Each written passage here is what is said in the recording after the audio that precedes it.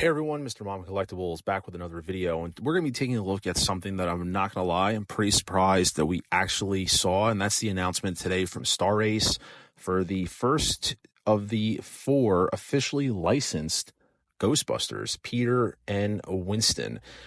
I know there's been a lot of speculation about the licensing. Blitzway apparently doesn't have it anymore, and there was other companies in the talks of picking it up. And like I said, no one company controls certain aspects of the license. Trick or Treat Studios is doing stuff. There's other things out there. But when it came to the 6 scale figures specifically, it was definitely interesting to see who potentially was going to pick it up. And rumors were circulating about it being Star Ace. And to be honest, they don't exactly have the best track record. Now, they did put out some, Slimer, Terror Dog, the Stay Puft Marshmallow Man, the monsters. And then they moved over to, I believe it was 8th scale, or rather 10th scale statues. And I honestly thought that's all we were going to get. And then, lo and behold, 6 scale Ghostbusters. I got to say, I'm pretty fucking offended. I'm gonna be pretty harsh. I do own the Blitzway 4-pack, and I am really happy that I did. And yes, I did buy them at a higher than retail price, not super high. I'm extremely happy with the price that I ended up paying for them. And I think other people might end up trying to seek out the Blitzway once again, because to be honest with you, for the price that Star Ace is charging, and now there's going to be a photo slideshow that's playing as I'm talking, and you could freeze this at any moment because I will put up the information with the pricing and things, because they're asking $285 for these figures for each per, which before any type of shipping and or tax, you're talking over $300 a figure. You're talking over potentially $1,200 for these figures, and to be honest with you, they look like shit. They really did wrong with these. I mean, we're talking more than just the head sculpt. I'm talking about the uniforms. I'm talking about the actual physique, the proportions of the body, not even to mention all of the proton pack and the walkie-talkie, the inaccuracies there. I mean, this Winston sculpt just looks, I don't even know who the hell this is, but the jumpsuit looks super oversized and baggy, even more baggy than it is intended to be. But like I said, the proton pack alone, the difference here is we also have third-party present toys on the market as well, and they also announced their Ghostbusters. They've been out for a while for pre-order. I don't know if a lot of them are still available.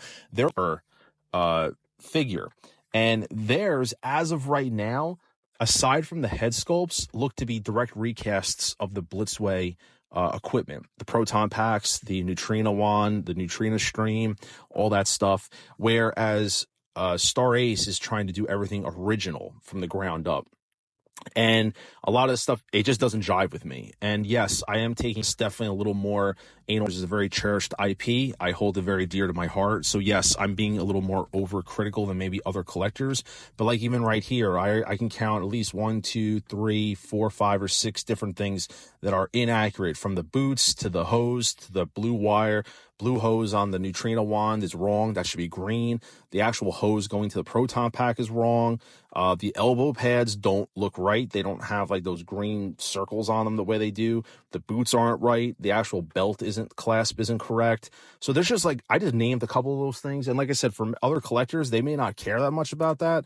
Like even like this Owl's frame straps don't look right.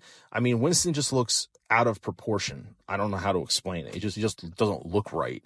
And so, and like even right there, and they're showing a picture of the Ghostbuster logo that's reversed. I'm confused why it's reversed.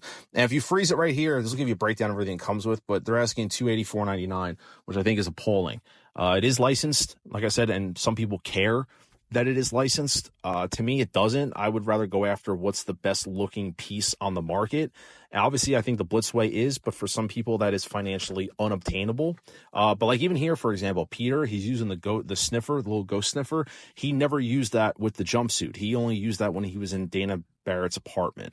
And so they're trying to give you other things to kind of fluff up the figure with other accessories. But like I said, it's not going to be used because it was inaccurately used, on the figure versus what it was in the movie. And so it's just, like I said, those are nitpicking, but you know what? And then here's a comparison. So on the left, you have Star Ace. In the middle, you have Present Toys, and you have Winston. You have Blitzway. And I did that for Peter, and I did that for Winston. You might have to freeze frame it. if you want to look at those comparisons. And then I did the Proton Pack too, just to show the differences of what the Proton Pack looks like from Star Ace to Blitzway. I didn't do Present Toys because Present Toys as it stands is recasting the Blitzway one. But this is just going to be something interesting because Star Ace doesn't exactly have the track record of doing human, sculpts and things the best. And I really thought they would nail stuff in terms of, like, the Neutrino one isn't, like, it's just different. That's not really the right way it's supposed to look in per se. And it's saying the backpack, which they don't even say Proton Pack, has blue and red scrolling lights, and the gun has lights. But like I said, they're not visually right. So you're going to have kind of two types of collectors here, I think, with these Ghostbusters. You're going to have ones that don't own anything that want them, and then you might have collectors who have partial. They're looking to finish off collecting the set. For example, the Chase figure for a lot of people was always Winston because Blitzway sold them as a 3-pack and then as a 4-pack. And that was kind of always the thing with Blitzway. They never sold the figures individually. And if you were chasing them on eBay or anywhere buy and sell trade, you were only buying them from someone that was legitimately willing to break the set up. Otherwise, they were always being sold as a set. So Winston is, without a doubt, he's the hardest one to get of the 4. Just because he was only available in the 4-pack. And so he's chased well over 700 on average. He's without a doubt the hardest one to get out of the pack. And even like here, like that photo looks horrendous to me. Personally, it looks horrendous.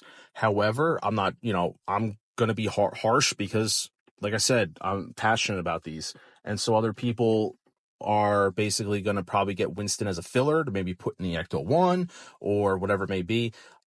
Between the two available figures, I think personally, Present Toys, however, you got to wait to see final. I would think Present Toys is possibly the better one to go after. It's inexpensive, it's less money, but they have more going for it, where it's literally just the sculpt that really is kind of hit or miss. If they stay true to everything they plan on doing, they are going to basically recast all of the Blitzway stuff. So you're going to have basically recasted Blitzway components, just not the head sculpt. Whereas Star Ace, I just think that there's a lot more wrong for that value, and it offends me where companies like Star Ace and even Sideshow think that they can compete with certain IPs like Hot Toys. Like, if Hot Toys had this, I think they would kill it, absolutely kill it, and it would potentially equal or rival Blitzway.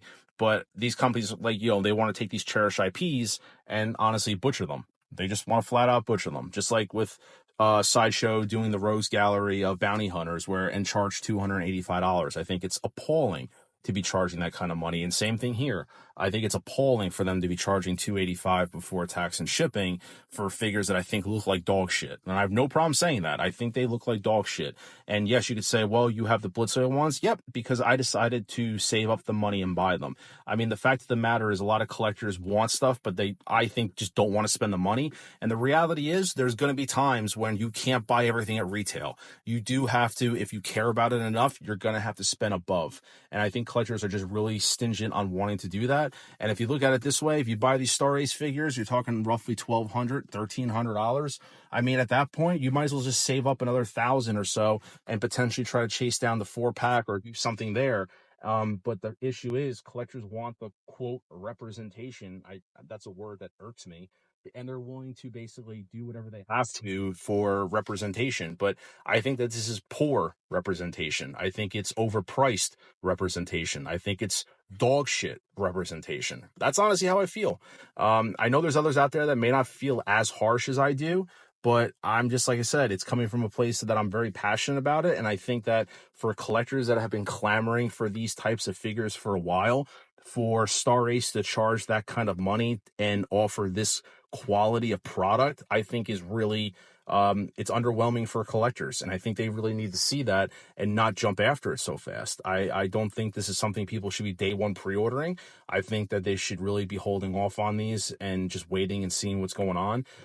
But as I said, I think people are going to buy them regardless because, like I said, they want the figures in their collection, but there's just way too many inaccuracies, and Star Ace just missed the ball on a lot of things. They just struck out on a lot of different elements and different aspects of these figures.